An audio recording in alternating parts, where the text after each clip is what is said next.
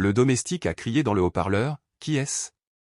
Cette maison n'est pas un endroit pour s'abriter de la pluie, va ailleurs. » La voix était aiguë, pleine d'ordre. Le petit garçon, avec la pluie torrentielle brouillant son visage, leva les yeux grands ouverts de désir.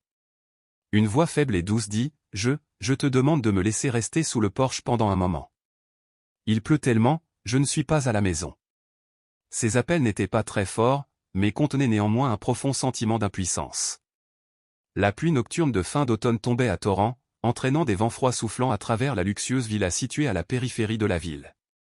Sous la faible lumière des luminaires du jardin, les arbres d'ornement soigneusement taillés tremblaient à chaque vent. Entourés de murs imposants et de portes en fer sculptées de motifs complexes, protégeant le magnifique manoir à l'intérieur. Chaque détail du jardin, des pavés aux meubles luxueux du salon, porte la beauté de la sophistication et de la classe. Des peintures à l'huile décorant les murs ainsi que des canapés, des tables et des chaises en bois coûteux créent un espace qui respire l'autorité et la richesse du propriétaire. Monsieur Fuchs, un homme d'environ 70 ans, au visage sérieux et aux cheveux argentés soigneusement peignés, est assis tranquillement dans un pyjama en soie de haute qualité. Ses yeux pétillaient de contemplation, comme s'il était plongé dans les mots du livre ancien qu'il tenait. Depuis sa retraite, il vivait seul dans cette grande villa, entretenue par des serviteurs fidèles et dignes de confiance. Sa fille unique, Lynn, l'a quitté il y a de nombreuses années. Ils ont cessé de se contacter après une sérieuse dispute, et le souvenir de Lynn le hantait toujours, comme une blessure qui ne cicatrisait jamais. Un portrait de Lynn, vêtu d'une robe d'un blanc pur et aux yeux doux, est accroché solennellement au mur. Elle vit encore dans ses souvenirs, une partie de ses souvenirs qu'il ne peut oublier. Soudain, au milieu d'une pluie battante, la cloche de la porte a sonné de manière inattendue, surprenant Monsieur Fuchs. Il reposa précipitamment le livre, ramassa un précieux bâton de bois délicatement pointu et fit signe au domestique et portier. En ouvrant l'écran de la caméra de sécurité, il a vu l'image d'un garçon d'environ 9 ou 10 ans, maigre, avec des vêtements déchirés, tremblant en sonnant sous une pluie battante. Qui est-ce ? Cette maison n'est pas un endroit pour s'abriter de la pluie, allez ailleurs, a crié le domestique à travers le haut-parleur. Le garçon leva les yeux, le visage maculé de pluie, la voix faible, « Cher, s'il te plaît, laisse-moi rester sous le porche. Je n'ai pas de maison, la pluie est trop forte. » Dans le salon, le bruit de la pluie à l'extérieur sert de fond au silence de l'espace. Lorsqu'il entendit la cloche sonner, Monsieur Fuchs fronça les sourcils, son expression étant légèrement inconfortable. Il frappa avec sa canne le sol en marbre, le bruit du bois frappant le sol créa un son sec, brisant le silence. S'il y a un enfant qui se promène à cette heure-là, mets-le dans le couloir latéral, ne le laisse pas se mouiller et mourir là-bas. Le serviteur, bien que surpris par le changement soudain de décision de son maître, le suivit néanmoins en toute hâte, car après tout, c'était Monsieur Fuchs qui donnait l'ordre. Le grand portail s'ouvrit lentement, le garçon entra dans la cour en titubant, ses jambes tremblant dans le froid engourdissant de la nuit pluvieuse. Le domestique le conduisit à travers le passage latéral, non pas dans le hall principal mais dans une petite pièce à côté du garage, mais le garçon leva la tête et leva les yeux vers la fenêtre bien éclairée du salon, ses yeux pétillant d'un appel à l'aide qui ne pouvait être caché. Monsieur Fuchs, en ce moment, ne pouvait s'empêcher de se sentir ému par ses yeux. Après une seconde d'hésitation, il décida d'ouvrir grand la grande porte vitrée en appelant doucement, « Mon garçon, viens ici. » Le garçon, les jambes tremblantes, entra dans le salon. L'espace luxueux, avec la chaude lumière dorée des lampes en cristal, l'a submergé. Le sol en marbre était chaud sous les pieds, mais des traînées d'eau coulaient des vêtements mouillés du garçon, créant des taches sombres sur le sol blanc. Le domestique a rapidement tenté de l'arrêter, craignant de salir le sol, mais Monsieur Fuchs a agité la main et a dit d'une voix calme, « Ça suffit, laissez-moi parler. » Monsieur Fuchs a regardé le garçon, son corps était mouillé, son visage était pâle et ses mains étaient froides. « Comment t'appelles-tu ? Pourquoi es-tu si perdu au milieu d'une nuit pluvieuse ?» Le garçon baissa la tête, sa voix était aussi petite qu'un murmure, tremblant à chaque mot, « Oui, je m'appelle Yeux. Je n'ai pas de maison, ma mère est partie chercher du travail, je suis perdu, j'ai très faim. » Ces mots, bien que courts et simples, suffisaient à faire sombrer le cœur de Monsieur Fuchs. Il semblait que, dans le froid de la nuit pluvieuse, il avait réalisé qu'il ne pouvait pas laisser l'enfant seul. Avec sa fortune, aider un enfant sans abri à se protéger de la pluie n'est pas si grave. Il fit signe au domestique d'apporter un verre de lait chaud et du pain pour le garçon. Le garçon le remercia sincèrement, les mains agrippées au verre de lait, comme s'il gardait espoir. Lorsque le domestique alla chercher la nourriture, Yeux releva la tête et ses yeux se tournèrent involontairement vers les tableaux accrochés au mur.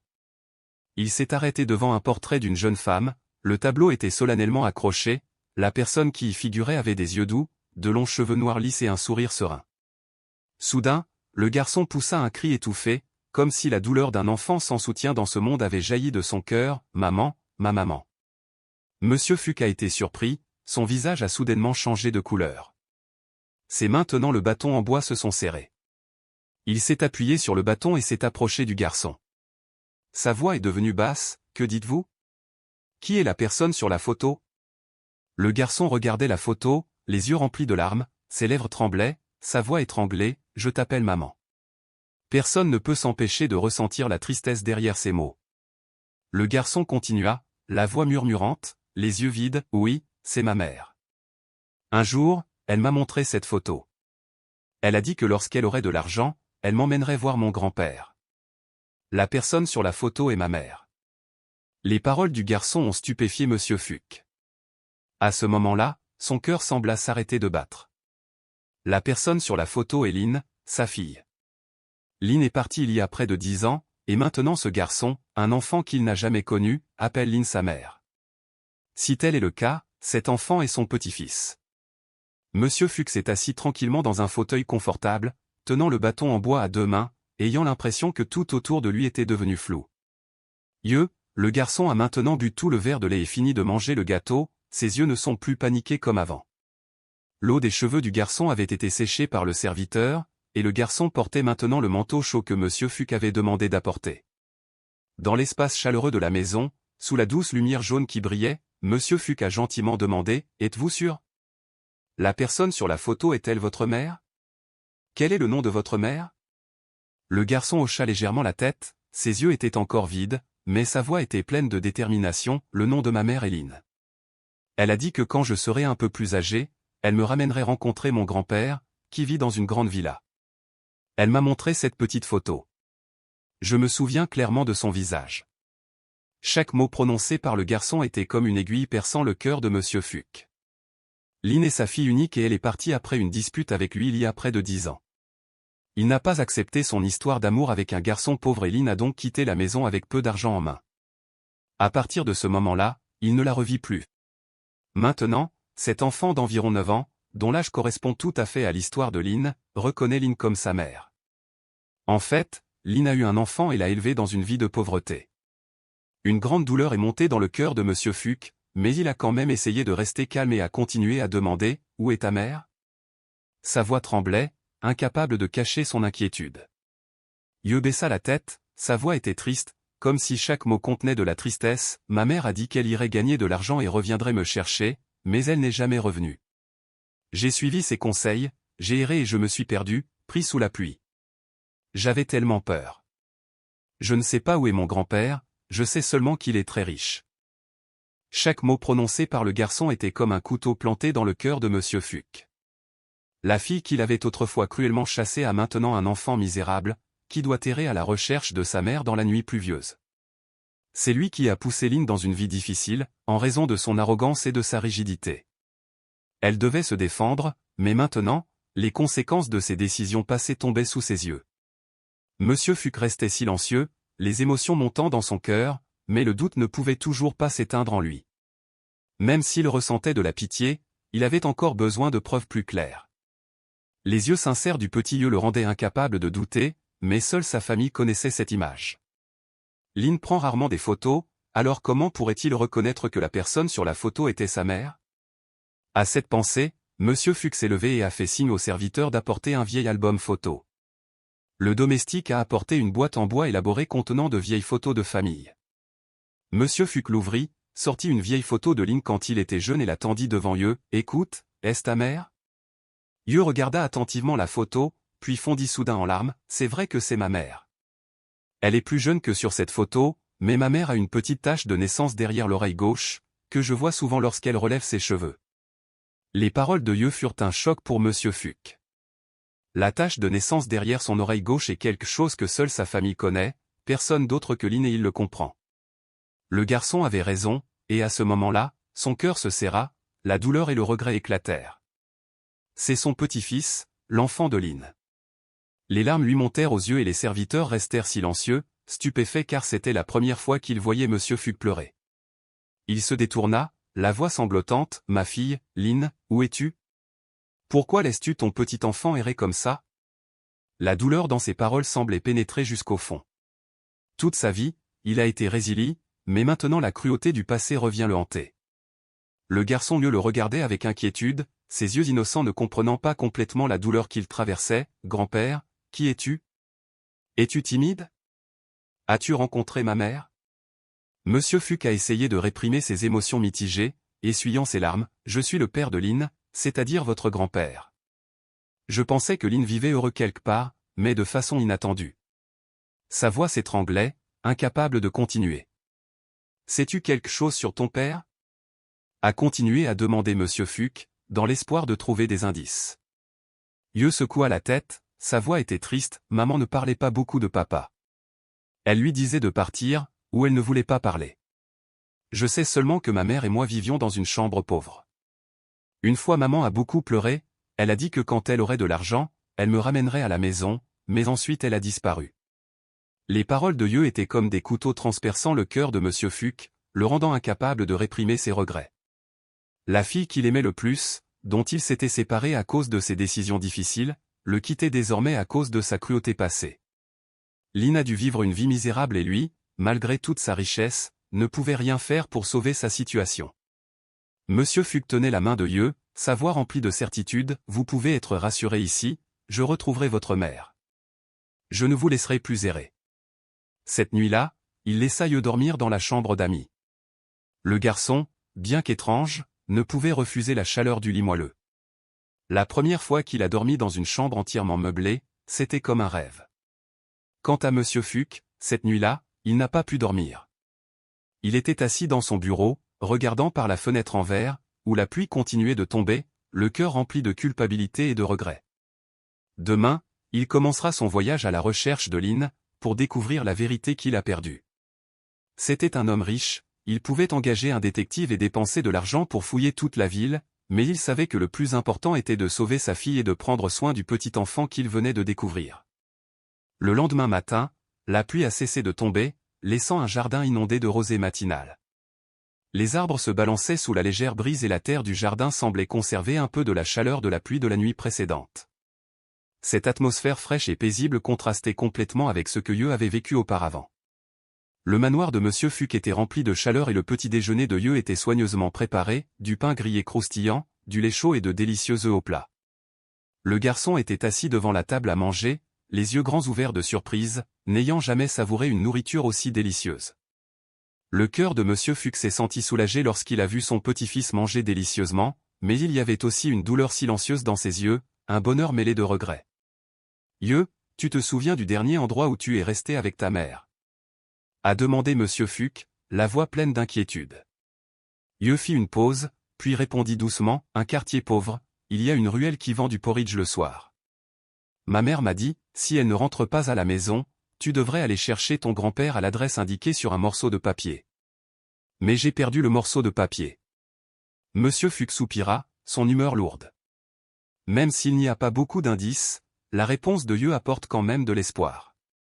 Un quartier pauvre, un magasin de bouillie de nuit, même si cette ville est grande, qu'il possède des biens, qu'il a de l'argent et qu'il peut engager un détective, c'est facile. Il a immédiatement appelé un bureau d'enquête privé, leur demandant de commencer à rechercher des informations sur Lynn. Le lendemain, un détective expérimenté est venu à sa rencontre, a reçu la photo de Lynn et les informations qu'il a fournies, puis a commencé l'enquête.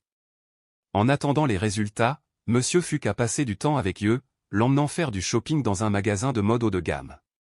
Le garçon semblait timide, craignant de tout salir, mais Monsieur Fogg s'est frotté la tête et a dit doucement, « Vous êtes mon petit-fils, ne soyez pas timide. Vous devez vous habiller correctement. » Ressentant la chaleureuse affection et les soins de son grand-père, Yeux ne pouvait cacher ses émotions. La nuit, le garçon était assis sur un canapé confortable et regardait autour de la magnifique maison. Au mur se trouvent des photos de famille, dont une photo de la mère de Lynn lorsqu'elle était enfant. La petite fille sur la photo se tient à côté de son grand-père, souriant joyeusement à l'ombre des fleurs du jardin. « Grand-père, ma mère et toi étiez-vous heureux dans le passé ?» demanda Yeux, la voix hésitante, comme s'il voulait retrouver des morceaux du passé. Monsieur Fuck a regardé les photos, les souvenirs d'une époque révolue sont soudainement revenus. Oui, Lynn est la fille la plus aimée de sa vie. Mais il avait tort, il l'a forcée à ne pas aimer les pauvres, elle s'est mise en colère et est partie. Yeux resta silencieux, baissa la tête un instant, puis soupira, « Grand-père, ma mère doit beaucoup souffrir. » Les mots simples du garçon ont étouffé Monsieur Fuck et son cœur s'est à nouveau soulevé d'un sentiment de regret. Il savait que même si le temps avait passé, toutes les erreurs du passé ne pourraient pas être corrigées, mais au moins, il pouvait encore faire quelque chose pour ses petits-enfants.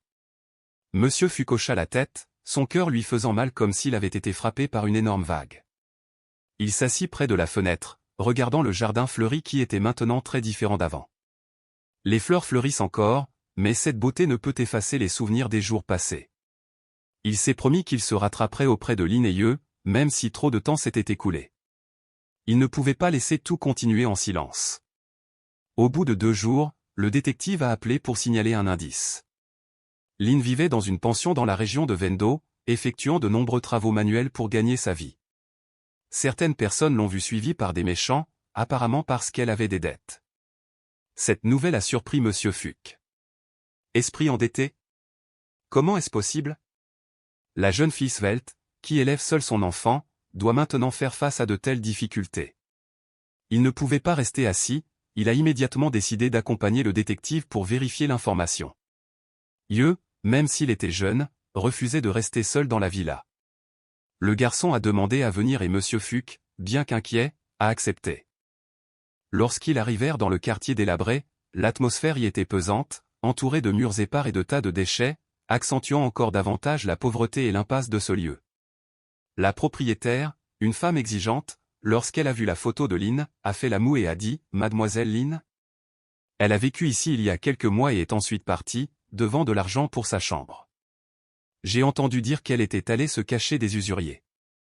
Yeux ne pouvait pas se retenir, des larmes coulaient sur le visage de l'enfant plein de peur. « Pourquoi ma mère doit-elle de l'argent ?» demanda-t-il, la voix étranglée. La logeuse haussa les épaules, sans expression, ça doit être difficile d'élever un enfant. Je ne sais pas. Puis elle a disparu. Des gangsters sont venus lui demander où elle se trouvait et l'ont menacée. Un sentiment d'anxiété enveloppa Monsieur Fuck. Même s'il était riche, il savait que l'argent ne pourrait pas sauver sa fille à temps. Le sentiment d'impuissance était comme un lourd fardeau sur son cœur. Alors qu'il quittait la chambre du motel, un homme tatoué est soudainement apparu, leur barrant le passage.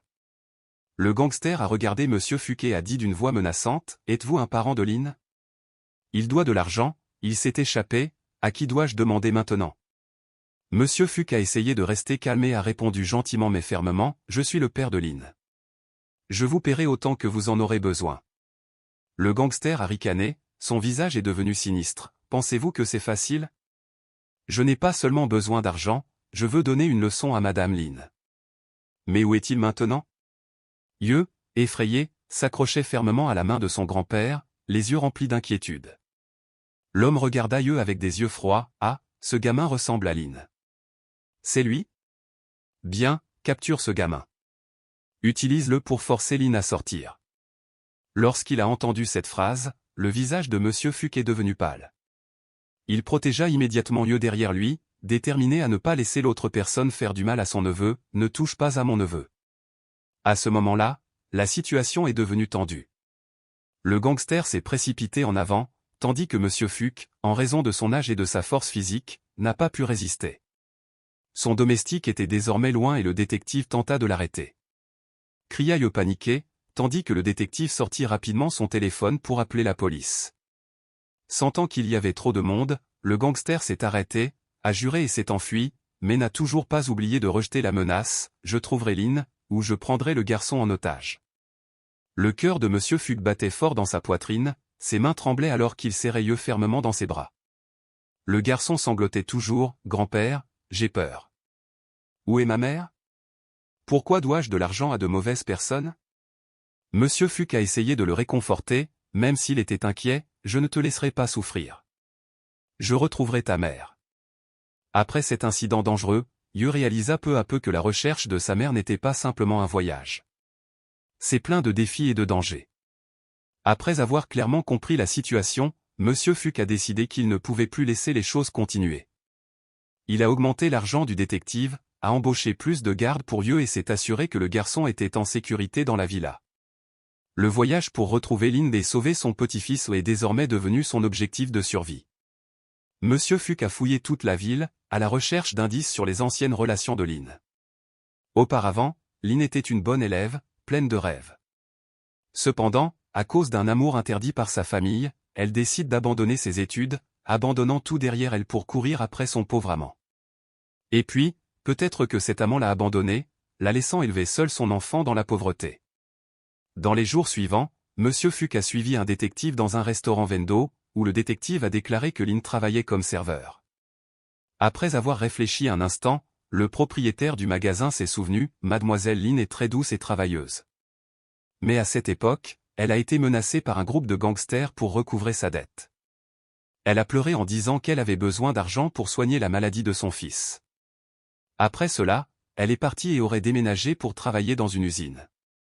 L'usine dont a parlé le propriétaire est un lieu de dur labeur, plein d'épreuves et d'épreuves. Lorsqu'il a entendu cela, Monsieur Fuchs a senti son cœur s'étrangler, incapable de croire que sa fille devait endurer une vie aussi misérable.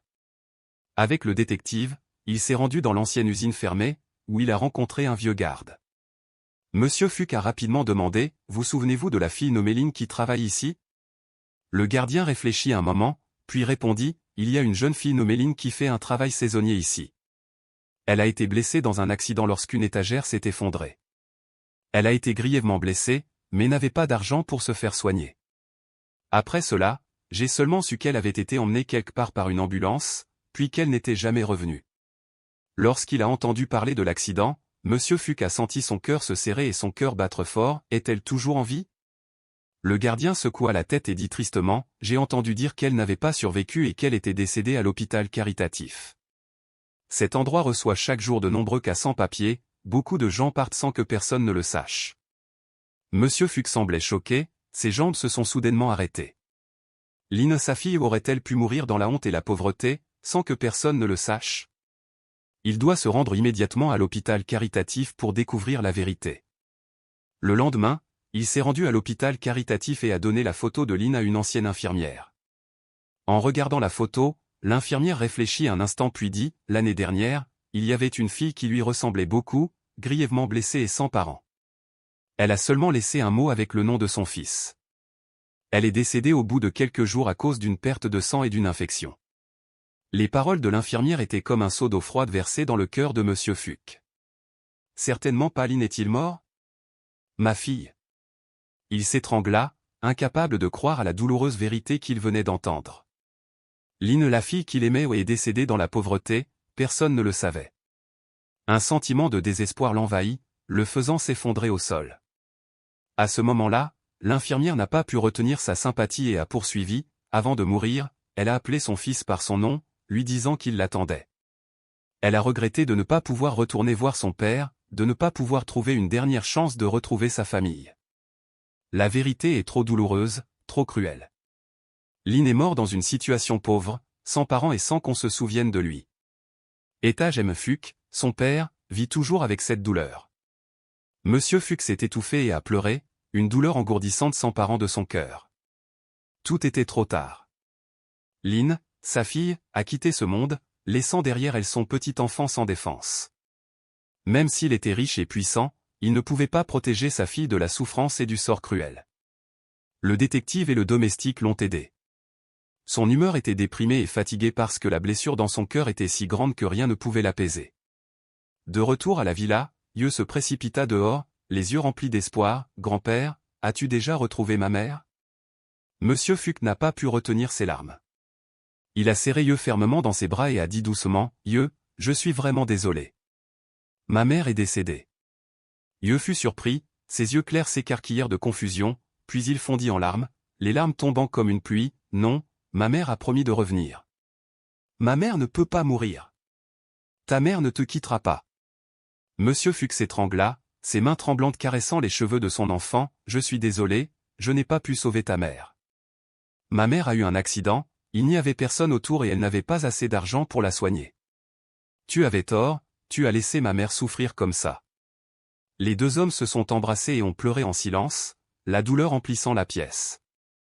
Le serviteur qui se tenait à côté ne put retenir ses larmes. L'atmosphère de la luxueuse villa devint soudain froide, les objets coûteux n'avaient plus aucun sens face à cette grande perte. Yeux sanglotait, son cri désespéré résonnait dans la pièce vide, « Maintenant je n'ai plus de mère, je n'ai pas d'autres parents que toi. Grand-père, ne me quitte pas.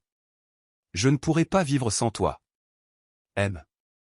Fuchs serra Yeux très fort dans ses bras, sentant qu'il ne pouvait pas perdre son seul petit enfant restant. Il trembla et dit, « Je ne te quitterai pas. Tu es mon sang, le seul parent de cette famille. Je te protégerai, je compenserai tout ce que ta mère n'a pas pu faire. » Le grand-père et le petit-fils, un vieux et un jeune, ont perdu la personne la plus importante, Lynn. Mais c'est ce moment qui les a rapprochés.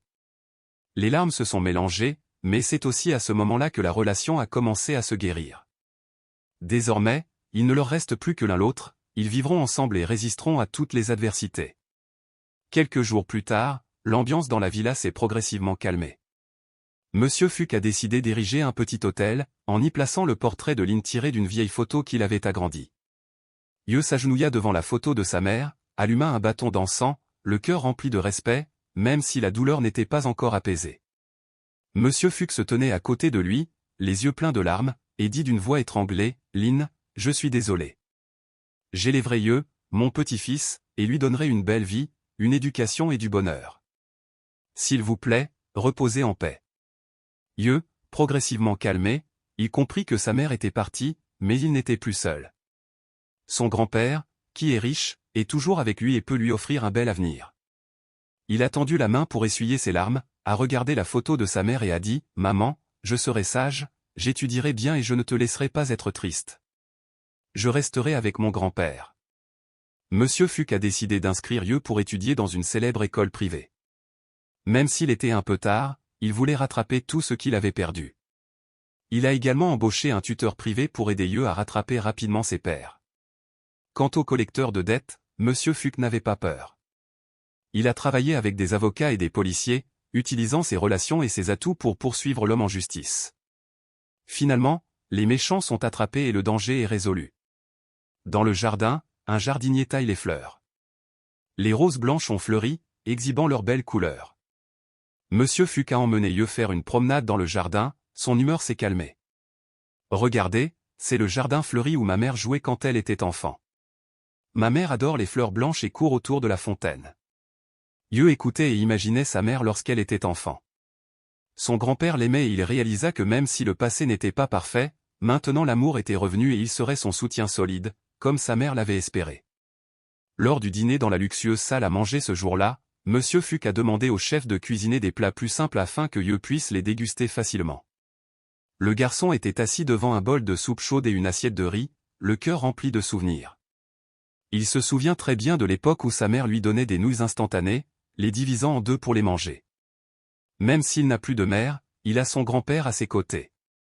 Les larmes de Yeux coulèrent, mais ce n'étaient pas des larmes tristes, mais des larmes chaudes, pétillantes dans le nouvel amour qu'il ressentait.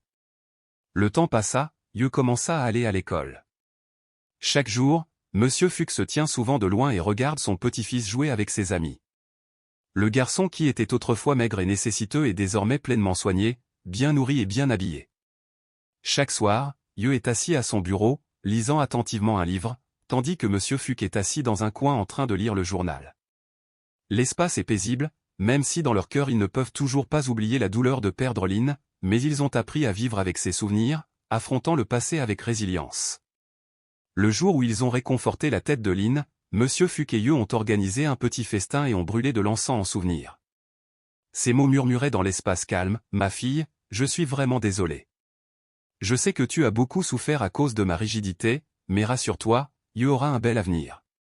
Papa t'aimera et prendra soin de toi comme tu l'as toujours voulu. » Yeux a placé une fleur blanche sur l'autel, a levé les yeux et a dit, la voix étouffée, « Maman, je vais bien étudier, devenir une bonne personne et ne pas décevoir ma mère et mon grand-père. » Dans le doux coucher de soleil, les deux petits-enfants étaient assis sur le porche, regardant le soleil disparaître progressivement derrière le jardin verdoyant. Yeux appuya doucement sa tête sur l'épaule de Monsieur Fuchs et dit en sanglots étouffés, « Grand-père, je t'aime. Je sais que ma mère me regarde d'en haut. Maman doit être très heureuse parce que tu as retrouvé ton grand-père. Monsieur Fuc a souri, a posé sa main sur son épaule et a dit, votre mère sourit probablement aussi. Tu es mon plus grand réconfort. Le vent soufflait doucement, apportant le parfum des fleurs. La scène dans la villa n'est plus froide, car maintenant, cet endroit est plein des rires d'yeux. D'un pauvre garçon qui errait ici par une nuit pluvieuse, porteur de nombreux secrets et de souffrances, il a maintenant trouvé un véritable foyer. Les deux grands-parents, chacun portant leur propre douleur, ont finalement réussi à panser leurs blessures et à trouver de la chaleur. Lynn est parti, mais son amour demeure, comme un pont entre le passé et le présent. Yeux continuera cet amour et Monsieur Fuc utilisera le reste de sa vie pour se rattraper, tenant sa promesse envers son enfant bien-aimé décédé. L'histoire se termine dans un espace chaleureux, où deux âmes solitaires se retrouvent et deviennent une famille. À travers des pertes douloureuses, ils ont appris à chérir l'amour et à apaiser les blessures du passé avec amour et sympathie. Même si Lynn est parti, son amour perdure, devenant une source de motivation pour l'aider, lui et son petit-fils, à prendre conscience de la valeur de la gentillesse, de la tolérance et de l'attention mutuelle. Ce voyage en larmes nous rappelle que, même si la vie peut être cruelle et la douleur inévitable, de l'obscurité, il y a toujours un rayon de lumière d'amour, de partage et de gentillesse, qui nous amènera toujours à trouver de la chaleur, de l'intimité et une guérison sincère. Ces lumières seront la lumière qui éclairera le chemin des âmes perdues. Si vous aimez les histoires émouvantes, humaines et significatives comme celle-ci, abonnez-vous à la chaîne Lamp Story.